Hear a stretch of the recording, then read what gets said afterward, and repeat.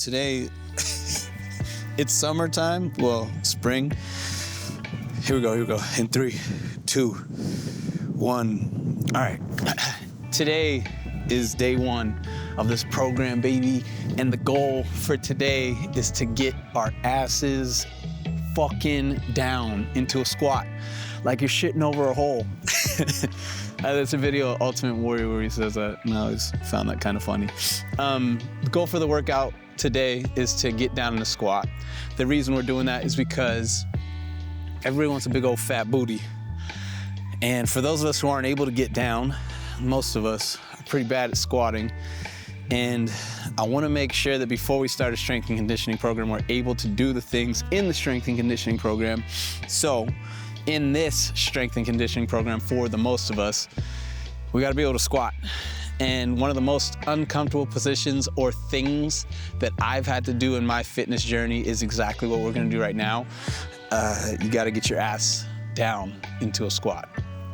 10 minutes, sit down in a squat. That is the workout. Now, what I would like is not 10 minutes of squatting, but 10 minutes to squat. So in about 20 seconds, we'll start a timer. If you don't have the timer, the one I'm using is the Flex timer in the iPhone App Store. But it's pretty straightforward. If you just do it with me, just get down and try and stay down. I think most of us are able to get down into a squat. Most of us don't have a torn ACL or bad knees or knee replacements. So that's why we'll start with a squat in the Most of Us program. 10 seconds until I officially start. And while we're in this, I'll say, try and keep your toes straight forward.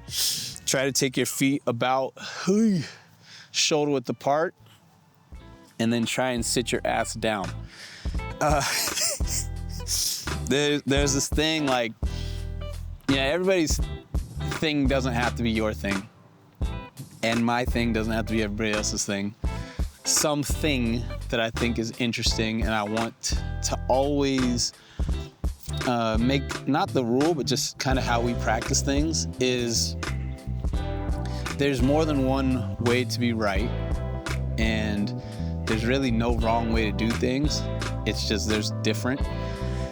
And the first CrossFit gym I went to in my fitness journey, day 1, the dude who owned the gym ran the fundamentals classes.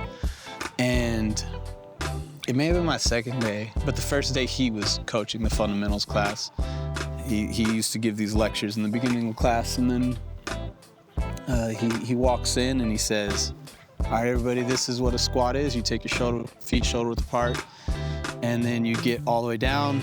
We do it every day. You need to be able to do it. It's very important to do it. So while I'm lecturing, 10 minutes, sit down in a squat. That's the first part. And I came from playing sports, and at that time I just finished playing football. And sitting down and squat all the way down, like we are now, extremely challenging, difficult. My knees, I've always had problems with my knees growing up, and they felt like they were gonna explode from the first minute. And it's like I'm in a group, fundamentals, at a new gym. I don't wanna look like a punk. I don't wanna look like a bitch. And there are 25 other people all sitting down in a squat, yoga girls having no problem. And it was excruciating for me. It was very tough. It hurt really bad. I wanted to stand up the whole time, and I won't say it's one of the hardest things I've ever done, but it was challenging just because that range of motion is something that I was unfamiliar with. And I'd built up a lot of resilience to going there, and I didn't have a lot of tolerance for being there. So very tough. For most of us, I feel like it'll be a tough position to get into. And if you need to stand up, stand up. You're not a bitch. You're not, weak because of it. But I feel like it's extremely necessary and helpful and beneficial to be down here. So we want to get there is the goal. Full range of motion from our knee, ankle, and our hip, ideally, is the goal. And I'm not saying that we'll be there today, but this is something that's not going anywhere. And it's something that I think a lot of times people do more than this, not being able to do this. And I think that's a major issue. And what I mean by that is people do go to CrossFit, yoga, they do strength and conditioning programs, they do these things without having access to full range of motion. And that would be equivalent to showing up to, bake something and not having the tools necessary for baking, like a measuring cup or knowing what a teaspoon is. And you don't have to have that knowledge showing up, but if someone's like, hey man, you need to be able to measure out that flour, and you're like, nah, fuck that, I'm gonna just eyeball it. Your ability in something specific like baking, your ability to be successful in baking things correctly is going to be very random, and your likelihood of being able to do it is going to be very low. So then in the baking world, you would just be a bad baker, and if you're forced to eat that food that you make, you wouldn't like the taste of it very much, so then eventually you just say, oh, baking's not for me, and stop doing it. Rather than just like getting the correct tools to participate in the art of baking. And that's like a little tangent or off topic, but that's not off topic, fuck that. It's with strength and conditioning, the same kind of principles apply. You kind of want to have the tools necessary to be able to develop the things. And in a strength and conditioning program, the goal is to develop strength and conditioning. So if you don't have the tools, it's extremely important that we put ourselves in the position to acquire the tools or the skills to be able to possess the tools. And if you are not able to squat your ass down below parallel, you need to be working on squatting your fucking ass down below parallel. It's just that simple. I'm not saying everybody has to be able to get to the same depth, but we won't. I see a lot of people work out, man, a lot. I see a lot of high-level athletes work out. I see a lot of not high-level athletes work out. I see a lot of people who don't consider themselves athletes work out.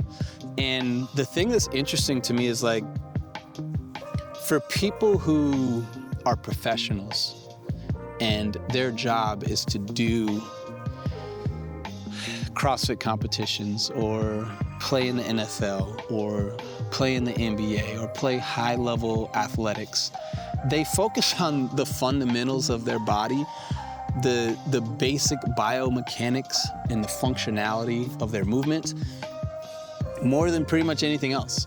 And for people who are practitioners of the thing, they focus on being in a position that they could potentially output at a high level more than anything else. And when that position's off, like even a little bit, when they're not able to feel good with full flexion from their knee or ankle or hip, then they focus majority of their energy on improving that first. Before they think, oh, I need to, get strong and lift weights, they think I need to feel good training. And when you're training, you do things you don't like doing. When you're working out, and that's what most people do, is they work out, they just do what the fuck the workout says, regardless of how they feel or perform. They don't really pay attention to it. And man, I don't know if it's a soapbox thing or what, but these past 2 days I've had, I won't say a tough time, just some things have been hitting me pretty hard. And one of those things is that I want people to be successful. I want people to be so successful so bad when it comes to strength and conditioning. And I coach CrossFit classes, and everywhere I've ever coached my entire coaching career, personal training career, I've looked at how people are approaching these things and just like felt not bad, but just felt like there's so many things that I can say to them that can help them, and none of these things are valuable to them. which is very interesting, because the thing I would say to most people is, hey man, you need to back off a little bit from the weight and focus primarily on making sure you get enough sleep before you show up to the gym. And for a lot of people that want to be told to go harder or to, you know, stop being a bitch or whatever the thing is, like, it's having them, you know, focus on their sleep and making sure they're getting more than 8 hours of sleep a night. If I say that to them, it's like an insult almost. We're like, oh, I'm too busy to sleep, or I'm too busy to blah, blah, blah. But with that, they'll, you know, say somebody shows up to a gym and they only have 6 hours of sleep, their ability to push and perform in that workout is going to be down if they do that on a consistent basis. And for me to say like, hey man, you'll get a lot more out of what you do in the gym if you kind of put yourself in a position to prepare for what you do in the gym. And you know, their lives are too busy, or they take everything else outside the gym too serious to where they don't have time to sleep more. It's really tough to have any program that is specific to your life right now improve the way you are in strength and conditioning if you're not already doing that. And what I mean by that is this: you have to be the thing that changes to make the program work. That is what makes the program work, is you changing your life to accommodate the program. That's it. This program is gonna have squatting in it. And if you can't squat your fucking ass down, then you need to change. You have to take what is going on in your life and make this a priority. And it's not, I mean, my legs are burning, they hurt, and I'm kind of talking my way through it. I check the clock every once in a while. I made time to come out here and do this, and it's 10 minutes. It's not the end of the world. It's also not gonna be the end of me. It's not gonna be the thing that changes me. What is going to change me is me. The program's not gonna change you. I have to be the thing that changes. And I know that clock says more than 10 minutes right now. And I'm still sitting down here and talking. What I would like you to do is fall forward. Just get out of it. Hell yeah, you did it. When you can stand up, stand up. And I'm not trying to be some old, hard-ass, just do it kind of guy. I'm not that guy. What I am trying to be is myself. And I want to speak, you know, plainly. I want to say things as I see them, and I want to kind of give them to you guys in the way that makes sense to me. I'm trying to improve, and I want to get better, and I want to make sure that the things that I do are applicable to the people that use them. Now, I'm trying to make a strength and conditioning program, which requires the participants of the program to change things about them to accommodate the program.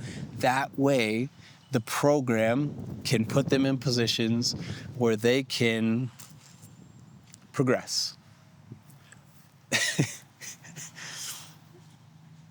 As basic as this is, man, just a guy with a camera in a park, I'm trying to make sure that the things that we do prepare us to progress. And that means you need to show up and do it if you want to progress. If you don't, I'll see you in the next one. If you do, I'll see you in the next one.